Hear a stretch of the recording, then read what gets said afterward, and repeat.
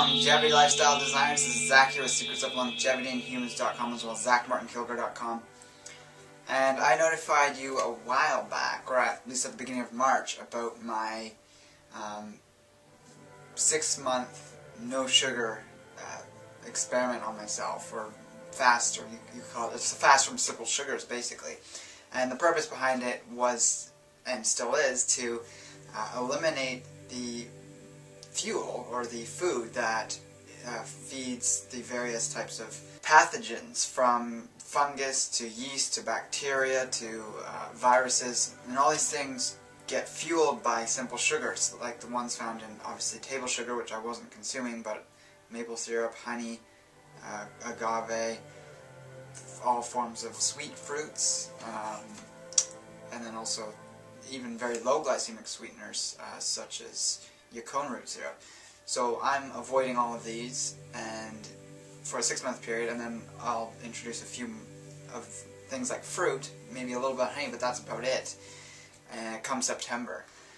So just to update you guys, I've been doing great. I mean, I had been doing a very low sugar diet for a while. I've even done no sugar for a while, but not for anywhere near as long as I'm doing right now. And it's going great. I haven't had any problems at all. I did have one instance coming back from Toronto where I was driving and it was late, and someone had given me a raw cacao bar to try. And I did know it had a little bit of honey in it, and I had half of it with the other person who was in the car with me. Basically, it was sweetened with half honey, half stevia, and these were very small cacao bar anyway, so it was like a few squares of one. So I really don't feel that that had any significant impact. It was important for me to be alert because it was late at night for me to get home, so I took that chance, I guess you could say. But other than that, I haven't had any simple sugars, and that didn't even affect me. I didn't feel messed up from that, you could say. I mean, I've been on no sugar and then gone on a sugar binge suddenly because I wasn't totally wanting to do the no sugar fast, but this time I feel a lot more present and willing and wanting to do this, so it's working out fine. As for changes in my health, I mean, I don't break out in zits anywhere on my body. I mean, I have a very good complexion as it is, but I do, when consuming sugar, tend to get them on my face every once in a while, just here or there. Same with on my legs. It's a weird spot. I guess it's partially due to where like the pants rub on my legs. If I'm wearing a certain style of pants or something that is tighter around the thigh or something, I tend to get them there.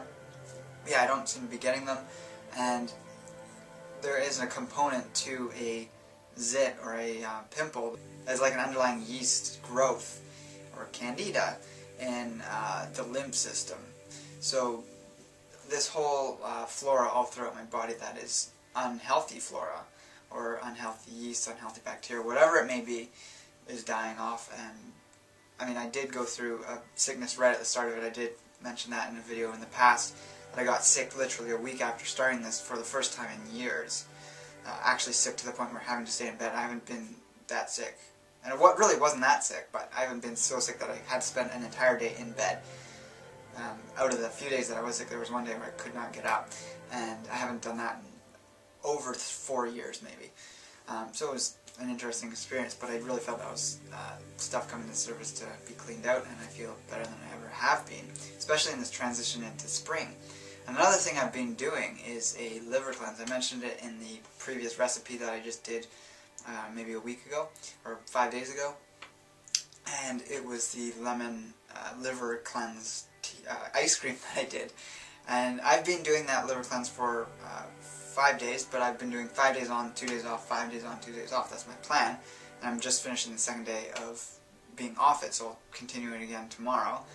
That's just a good way to work with non-tonic herbs. So any herb that's not a tonic herb and is considered medicinal herbs, so that's the 4 herbs that I use in this liver cleanse, which is sort of like a liver tonification, but it is, these things do have intense properties to them, so it's not good to do them for a long stretch, such as 16 days, which is the total number of teas I'm going to get out of the amount of herbs I purchase. But burdock root, dandelion root, and yellow dock are the herbs I'm using in the tea, and I showed you in the other video. I just put a tablespoon of each, boil it or simmer it for 20 minutes, and do that 3 times, so I get 3 exchanges of tea, and add all that up and consume that over 2 days.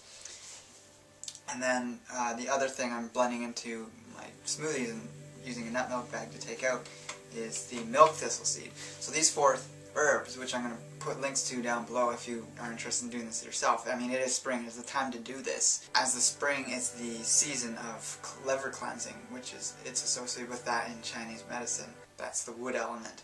And another great thing you can use to cleanse the liver is lemons. And I have yet to receive this. I was supposed to get it when I was starting my liver cleanse, but I didn't quite get it. I was trying to get half a case of lemons, of like something like 48 lemons, and I was going to do 2 or 3 a day for a long stretch of time. And lemons are food, so you don't have to be like sort of dividing them up and taking days off them. You can just consume them for a couple days straight, or a couple weeks straight even. And lemons have been known to be detoxifying for the liver for centuries, if not millennia. And specifically, there's compounds in the lemon that will break up and disperse bilirubin, which is the yellow pigment that is created from the breakdown of red blood cells in your spleen, but it gets bound to albumin and transported over to the liver, and it's in the bile, and it's flushed out through the bile system and through other various systems in the body. That's why urine is yellow. It's bilirubin, which is the yellow pigment being released by your body. So it's good when you have yellow urine in terms of it getting out, but you don't want your urine to be too yellow, or you're obviously dehydrated too, so you want to be drinking plenty of water to aid in just not letting these things become too concentrated and collecting in your body. If you are one that is getting things like yellowness in the skin, like a slightly yellow tinge to your skin, or a yellowness around the eyes or around the mouth, or even the most common place to get is yellowness or a yellow tint in the eye white, so your eye whites are no longer white but sort of a yellowish tinge. That's known as jaundice, and that is easily remedied by doing a long series of daily sort of like lemonades. You can make electrolyte lemonades in a blender and consume 2 or 3 lemons a day for a long period of time, and hopefully that clears it up. Now, I do want to say, definitely check with your doctor about this, because I personally am not familiar with diseases at all. It's not my specialty. Jaundice, those are the symptoms of jaundice, but I'm not saying diagnose yourself, see a doctor to get diagnosed if you have that problem.